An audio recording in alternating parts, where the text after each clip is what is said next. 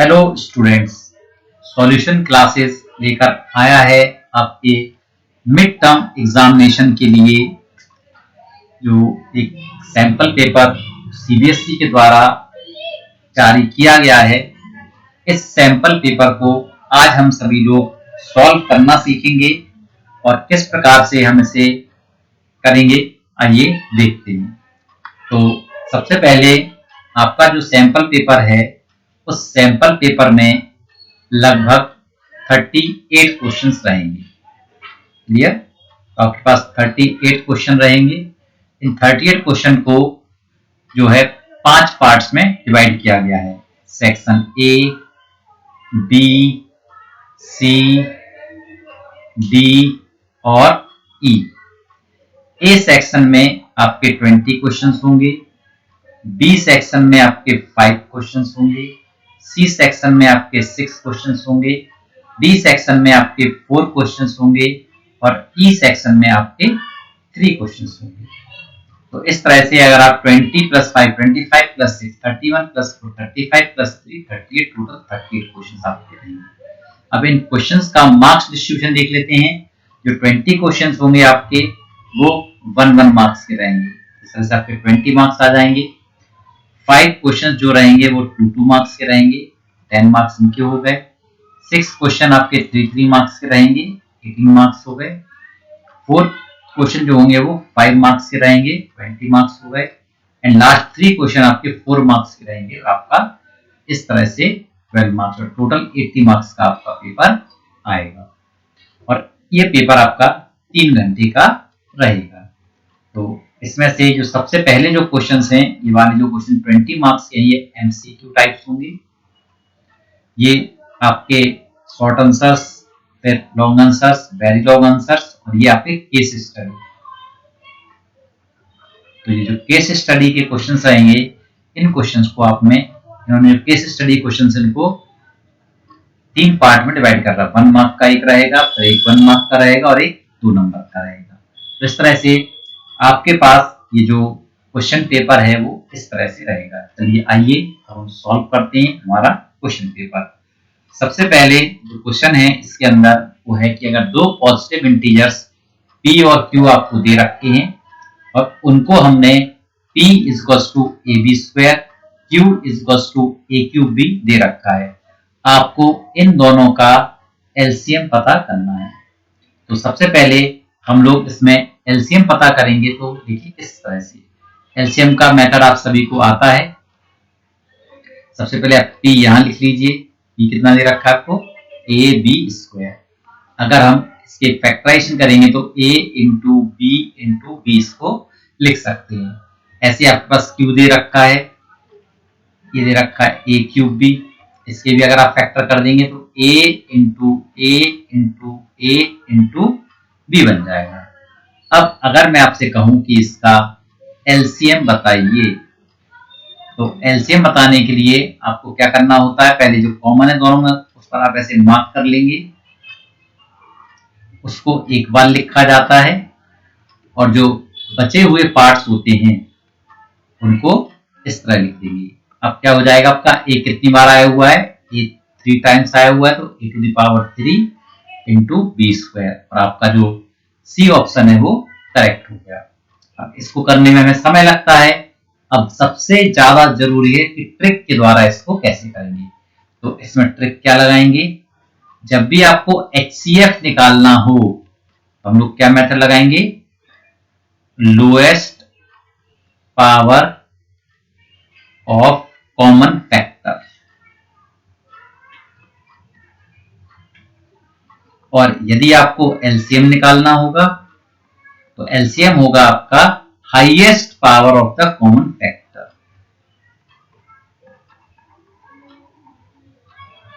तो highest power of common factor multiplied by other remaining factors. तो अगर हम इसमें ये ट्रिक लगाते तो a ऊपर वाले में a है, नीचे वाले में a है, इसका हाईएस्ट पावर क्या रहा? a³ हो गया।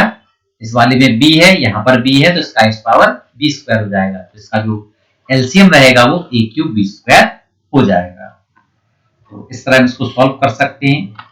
सेकंड क्वेश्चन, आपको what is the greatest possible speed at which a man can walk 52 kilometre and 91 kilometre in an exact number of hours. इसमें क्वेश्चन पूछा गया है कि भाई अधिकतम संभावित स्पीड क्या होगी या गति क्या होगी जिससे एक व्यक्ति 52 किलोमीटर से और 91 किलोमीटर को एग्जैक्ट नंबर ऑफ आवर्स में ट्रेवल करे। तो हमें इसमें से स्पीड बतानी है भाई। तो सबसे पहले तो हम लोग क्या करते हैं कि कौन सा इसका आंसर नहीं हो सकता है। आप देख रहे हैं कि जो आपका HCF होता है उससे ये दोनों नंबर डिवाइड हो जाने चाहिए। तो एक तरीका तो ये आप चेक कर लो, 17 के टेबल में 52 नहीं आता है तो ये आंसर नहीं हो सकता है, 7 के टेबल में 52 नहीं आता, ये भी आंसर नहीं हो सकता है, और 26 के टेबल में 52 आता है बट 26 के टेबल में 91 नहीं आता, क्योंकि ये एक इवन नंबर है और ये एक ऑड नंबर है। तो ये भी हमारा आंसर नहीं हो सकता, मतलब ये हमारा आंसर ये वाला सही है। एक तरीका तो ये है कि हम ओमिट कर दें जो गलत है और सही पर निशान लगा दें, या फिर इन्होंने आपसे पूछा है ग्रेटेस्ट पॉसिबल स्पीड पूछी है तो आप क्या कर दीजिए, इन दोनों का HCF निकाल दीजिए। इस दोनों का HCF निकालने के लिए पहले आपको इसको फैक्टर करना होगा। तो पहले 2 से डिवाइड किया, 2 2 4, 2 3 12, 2 1 2, 2 3 6, 13 1 13। तो आप देखेंगे इसके फैक्टर 2 इंटू 2 इंटू 13 हो गए, और हमारा जो ये जो 91 है हमने इसके भी फैक्टर करे। तो 91 के फैक्टर अगर आप करेंगे तो आपके पास आ जाएगा 7 से कट करेंगे, 7 1 जा 7, 7 3 21 है 30। तो 7 इंटू 13 इसका। अब आपको इनका HCF निकालना है। तो HCF निकालने के लिए आप क्या करेंगे, 13 से, देखिए आप कॉमन आपको दिखाई दे रहा है, ये हमारा इसका HCF हो गया। अब हम नेक्स्ट क्वेश्चन की तरफ बढ़ते हैं। If 1 zero of the quadratic polynomial is 2 then find the value of a। मतलब हिंदी में अगर देखें इसको तो एक क्वाड्रेटिक पॉलिनोमियल मतलब एक द्विघात बहुपद का एक शून्यक 2 दे रखा है, तो हमें k की वैल्यू पता करनी है। तो भाई 0 दे रखा हो या शून्यक दे रखा हो, जब भी ये शून्यक या 0 दे रखे होंगे तो ये क्या करेगा भाई, हमारा इस पॉलिनोमियल को सेटिस्फाई करेगा। मतलब इसकी वैल्यू x की जगह 2 रखने पर पूरे इस पॉलिनोमियल में जो पूरा का पूरा जो पॉलिनोमियल होगा वो 0 के इक्वल हो जाएगा। तो अगर हम इसको सॉल्व करना चाहते हैं तो px equal to x square plus 3x plus k है, और 2 क्या है इसका 0 है, तो रख दीजिए। तो दिस इंप्लाइज दैट अगर 2 0 है तो p2 की वैल्यू 0 के इक्वल रहेगी। p2 की वैल्यू कैसे निकालेंगे, 2 का square plus 3 into 2 plus k equal to 0। तो 4 plus 6 plus k equal to 0, 10 plus k equal to 0, k equal to -10। तो आपका ये ऑप्शन आपका क्लियर हो जाएगा। नेक्स्ट क्वेश्चन देखते हैं। इस क्वेश्चन में इन्होंने बोला हुआ है ग्राफिकली, बट ग्राफ इस बार हमारे कोर्स में है नहीं है तो ये पार्ट में नहीं पढ़ना है, केवल क्या देखना है, the pair of equations given by this and this represent two lines which are. इन्होंने बोला कि ये दो इक्वेशन दे रखी हैं, ये किस प्रकार के जो है लाइंस को रिप्रेजेंट कर रहे हैं। अब देखिए कैसे निकालते हैं। तो आपके पास जो पहला इक्वेशन है वो 6x minus 3y plus 10 equal to 0 है। दूसरा इक्वेशन है 2x minus y plus 9 equal to 0। आपको इनको इक्वेट करना है, इससे करेंगे a1x b1y plus c1 equal to 0, a2x plus b2y plus c2 equal to 0। तो a1 की वैल्यू कितना हो जाएगा हमारे पास यहाँ पे 6 हो जाएगा, b1 का वैल्यू हो जाएगा -3, c1 का वैल्यू हो जाएगा 10, और a2 की वैल्यू हो जाएगी 2, b2 की वैल्यू हो जाएगी -5 और c2 की वैल्यू हो जाएगी 9। अब हम क्या करेंगे, यहाँ पर a1 अपॉन a2 की वैल्यू कैलकुलेट करते हैं। 6/2 दैट इज 3 हो जाएगा। b1 अपॉन b2 की वैल्यू कैलकुलेट करते हैं तो b1 अपॉन b2 की वैल्यू कैलकुलेट करेंगे तो it is -3 upon -1 that is 3 हो जाएगा। और c1 अपॉन c2 की वैल्यू निकालेंगे तो 10/9। तो आप देख रहे हैं कि ये और ये दोनों तो इक्वल है बट इसके इक्वल नहीं है। तो आप क्या लिख देंगे, this implies that a1 upon a2 is equals to b1 upon b2 but not equals to c1 upon c2। So this is the condition of no solution. तो इसका क्या हो जाएगा हमारा no solution that is parallel lines. तो ये चीज हम लोगों को याद रखनी। तुम्हारा इसका आंसर क्या हो जाएगा, बी ऑप्शन इज करेक्ट। अब देखिए इन्होंने बोला what is the HCF of smallest prime number and smallest composite number. सबसे पहले हमें पता होना चाहिए कि स्मॉलेस्ट प्राइम नंबर क्या होता है। Smallest prime number is equal to 2 and smallest composite number आपका होता है 4। अब इन दोनों के हमें क्या करने हैं, फैक्टर करने, तो 2 into 1 हो जाएगा, इसका 2 into 2 हो जाएगा। तो इन दोनों का अगर आप एचसीएफ निकालोगे तो क्या आ जाएगा 2। तो our D option is correct.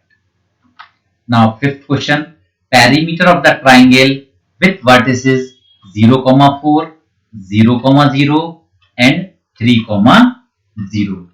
तो आपके पास क्या है, ये जो पेरीमीटर निकालने के लिए कहा गया है, तो सबसे पहले आप इस ट्राइंगल का एक फिगर यहाँ पर ड्रॉ कर लेंगे। तो ये आपका एक ट्राइंगल हो गया और इसके 0,4, 0,0 एंड 3,0 आपके पास तीनों पॉइंट्स हो गए। अब आपको क्या करना है, इसके तीनों पॉइंट्स की जो है ए बी सी नाम दे देंगे और ए बी बी सी और ए सी तीनों लेंथ निकालेंगे। तो हमारे पास जो डिस्टेंस फॉर्मूला है वो क्या है, A B equal to under root x2 minus x1 का whole square plus y2 minus y1 का होल स्क्वायर। तो अब आपके पास क्या रहेगा इसमें, देखिए x2 माइनस x1, चलो ए बी निकालते हैं तो 0 माइनस 0 का स्क्वायर प्लस 4 माइनस 0 का स्क्वायर। व्हाट यू गेट, 4 का स्क्वायर दैट इज 4 आंसर आ जाएगा। ए बी के बाद आप बी सी निकालिए, तो इसमें भी क्या रहेगा 3 माइनस 0 का स्क्वायर प्लस 0 माइनस 0 का स्क्वायर दैट इज √3 का स्क्वायर, तो 3 यूनिट आ जाएगा। ये इतना आ गया। इसके बाद आप क्या करेंगे, तीसरा वाला एसी फाइंड आउट करेंगे। एसी के लिए भी आप इस फॉर्मूले का यूज करेंगे, तो ये 3 माइनस 0 का स्क्वायर प्लस 0 माइनस 4 का स्क्वायर, तो कितना जाएगा हमारे पास, देखिए √3 का स्क्वायर प्लस माइनस 4 का स्क्वायर, तो इट इज 3 3 9 प्लस 16 हो जाएगा रूट के अंदर, आपका जाएगा √25 दैट इज 5। तो आपने तीनों साइड कैलकुलेट कर लिए। अब आप क्या करोगे, इसका पेरेंट निकालने के लिए A B plus B C plus A C कर दोगे, तो ये हमारा क्या निकल आएगा, इसका पेरीमीटर। जब आप इसको ऐड करेंगे तो कितना आ जाएगा हमारे पास, ए बी की वैल्यू 4 आ चुकी है प्लस इसकी वैल्यू 3 आ चुकी है और इसकी वैल्यू 5 आ चुकी है। 5 3 8 प्लस 4 12, तो 12 यूनिट आपका इसका आंसर हो जाएगा। तो बी ऑप्शन इज करेक्ट। इस तरह हम इनके सॉल्यूशन को निकाल सकते हैं। 7th क्वेश्चन देखिए, आपने if in triangle A B C and D E F, आपको दो ट्राइंगल दे रखे हैं। एक ट्राइंगल का नाम दे रखा है ए बी सी और एक ट्राइंगल का नाम दे रखा है आपको डी ई एफ। अब इन्होंने कहा है कि ए बी और डीई का रेशियो, बीसी और एफ डी के रेशियो के इक्वल है। ठीक है, अब आप देख रहे हैं इसका और इसका रेशियो इसके और इसके रेशियो के इक्वल है। तो अगर हमें इनको सिमिलर करना है तो क्या करना होगा भाई, अगर एस रूल लगाते हैं तो दो साइड का रेशियो हमें इक्वल दे रखा है, तो उनके बीच का एंगल हमें इक्वल चाहिए। ठीक है, तो ये बीच का एंगल कौन सा है हमारे पास, एक तो ये है और इनके बीच का एंगल ये है। क्या होना चाहिए, एंगल बी को एंगल डी का मतलब C option is correct by S S तब होगा। या आप यहां से भी कैच कर सकते हैं, दोनों में कॉमन क्या है बी और इसमें कॉमन क्या है बी। तो इस तरह से कॉमन एंगल हमको लेना होता है, हम इस तरह से इसको कर सकते हैं। 8th क्वेश्चन है in what ratio the y axis divide the line segment joining the point this and this. तो बच्चों इस चीज का ध्यान रखना, हमें इस क्वेश्चन को जल्दी करना है। जब भी आपके पास x एक्सिस या y एक्सिस का रेशियो निकालने को आ जाए कि x एक्सिस किस रेशियो में डिवाइड कर रही है और y एक्सिस किस रेशियो में, जब भी y एक्सिस के बारे में बात करी जाए कि y एक्सिस किस रेशियो में डिवाइड कर रही है, तो आपको क्या करना है, जो x की वैल्यूज हैं उनका रेशियो निकाल देना है। तो आप यहाँ देख रहे हैं पे 5 है और रेशियो -1 है, तो आपका रिजल्ट तो माइनस में आ जाएगा। फिर हमें क्या करना है, इस नेगेटिव साइन को हटा देना है। तो 5:1 इज आवर आंसर। ये ट्रिक मेथड है जिससे आप इसको कर सकते हैं। ऑन द अदर हैंड आप फॉर्मूले का यूज करके भी कर सकते हैं, जो कि आपने सीखा हुआ है। तो y एक्सिस पर कोई भी पॉइंट जब हम सपोज करेंगे let any point on y axis be 0, y होगा। अब आप इसका एक फिगर बना सकते हैं छोटा सा। यहाँ पर आप पहला पॉइंट लिख दीजिए 5, -6, यहाँ पर दूसरा पॉइंट लिख दीजिए और यहाँ पर आप अपना ये पॉइंट ई लिख दीजिए 0, 5। ये ए हो गया, ये बी हो गया। यहाँ पर आपको क्या करना है, जो सेक्शन फॉर्मूला यूज करना है। सेक्शन फॉर्मूला क्या होता है, x इक्वल टू होता है m1x2 plus m2x1 upon m1 plus m2। यहाँ पर हमें देखो x की वैल्यू दे रखी है, x1 दे रखा है और x2 दे रखा है। वैल्यू पुट कर दोगे, x की value 0, m1 we have to calculate, x2 की वैल्यू जो है वो -1 है, प्लस m2 की वैल्यू इंटू x1 की वैल्यू 5 है, whole upon m1 plus m2। इसके बाद क्या होगा हमारे पास, इसके 0 से मल्टीप्लाई करोगे, 0 equal to -m1 plus 5m2 होगा। तो m1 इक्वल टू 5m2 हो जाएगा। क्रॉस मल्टीप्लाई करोगे, m1 upon m2 equal to 5/1, that is m1 ratio m2 equal to 5:1 आपका आंसर आ जाएगा। तो इस तरह से हम क्या कर सकते हैं, इस क्वेश्चन 8 को सॉल्व कर सकते हैं। नेक्स्ट क्वेश्चन है कि इस जो ग्राफ दिया हुआ है, इस ग्राफ के कितने जीरोस हैं। तो आप देख रहे हैं कि ग्राफ जितनी जगह पर किसी भी इनको कट कर रहा होगा उसके उतने ही जीरो होंगे। तो आपका एक जगह कट कर रहा है, 2 जगह कट कर रहा है और ये 3 जगह कट कर रहा है एक्स एक्सिस को।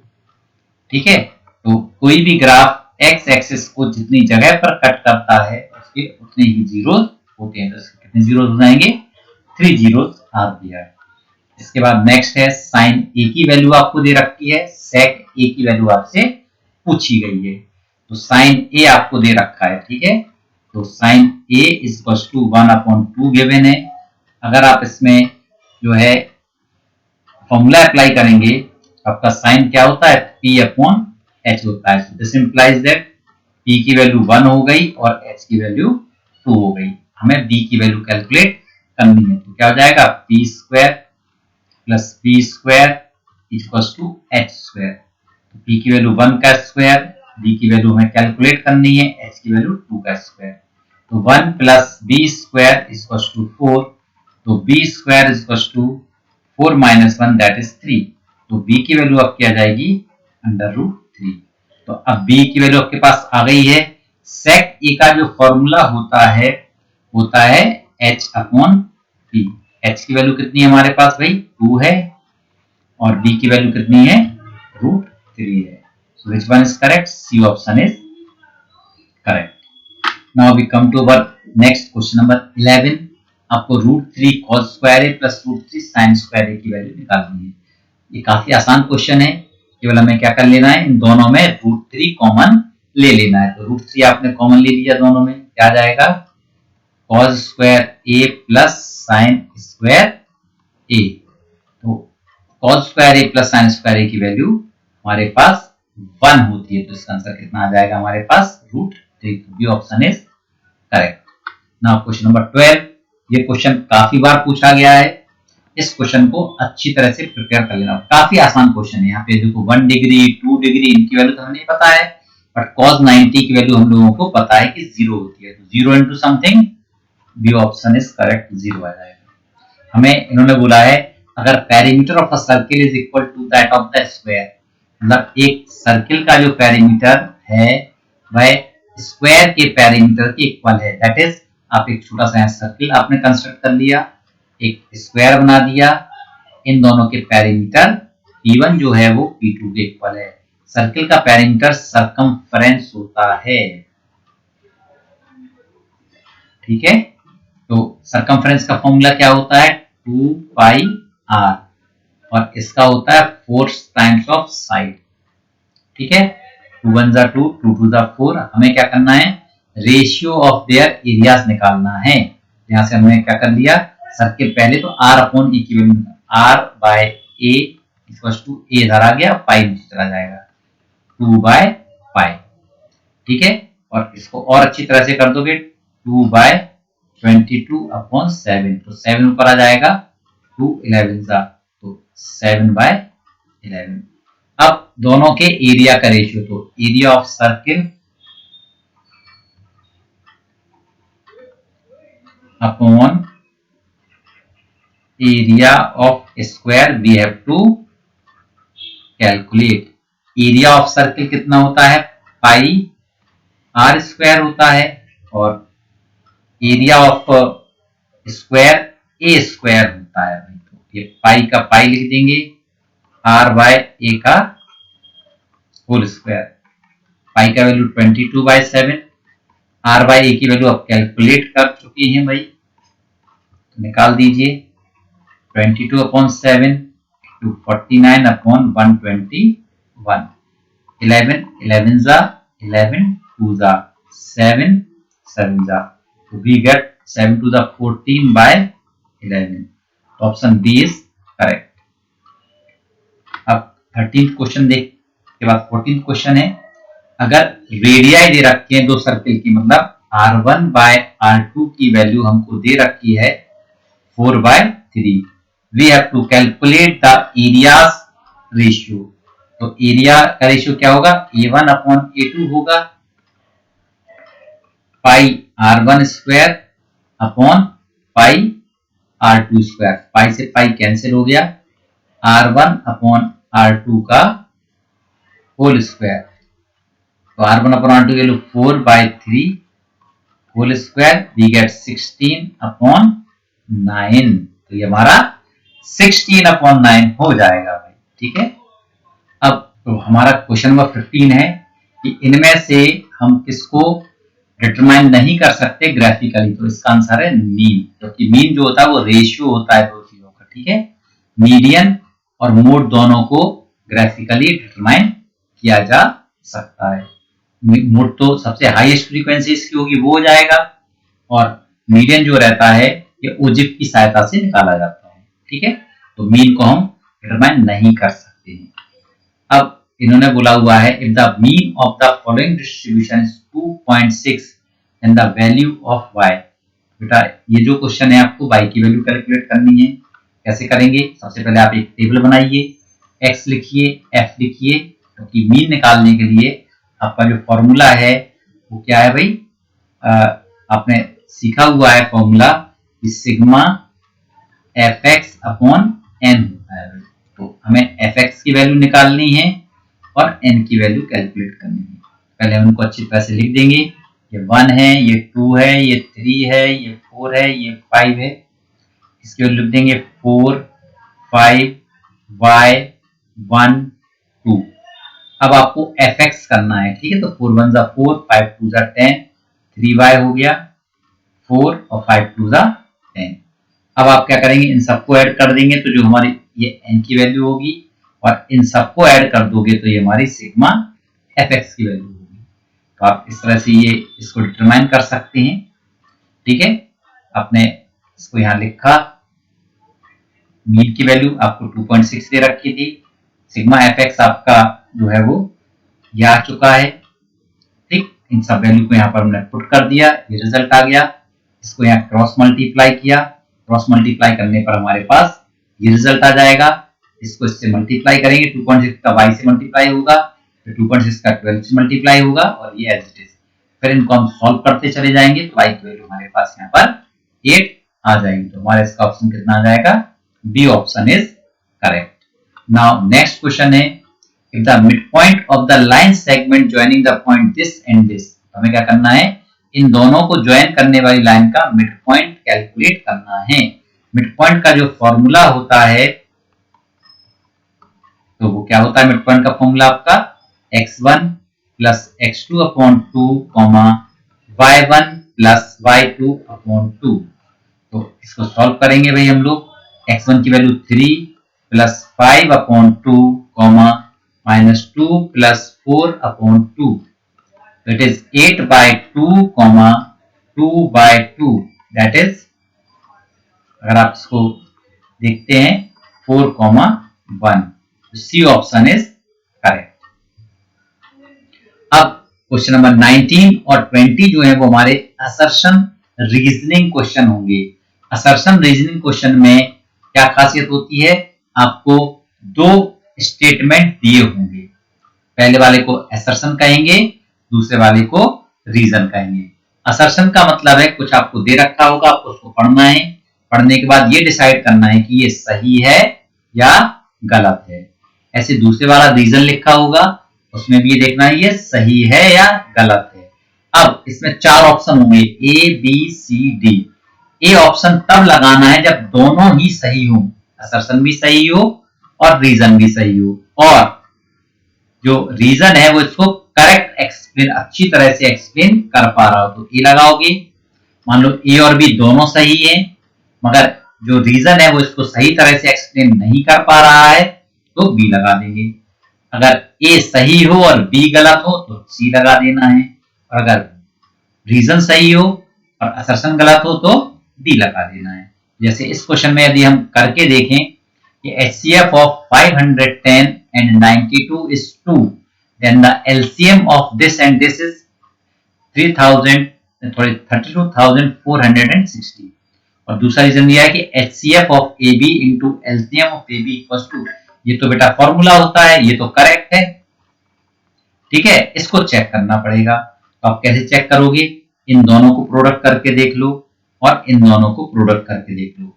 अगर इनकी वैल्यू सेम आती है, इसका मतलब हमारा ऊपर वाला भी सही है। हमने क्या किया? 510 को 92 से मल्टीप्लाई करके देखा, तो आप देखेंगे 0, 2, 2, 5 10, 0, 9, 1 9, 9, 5 45। तो ये 0, 2, 9, 6, 4 इतना आ गया।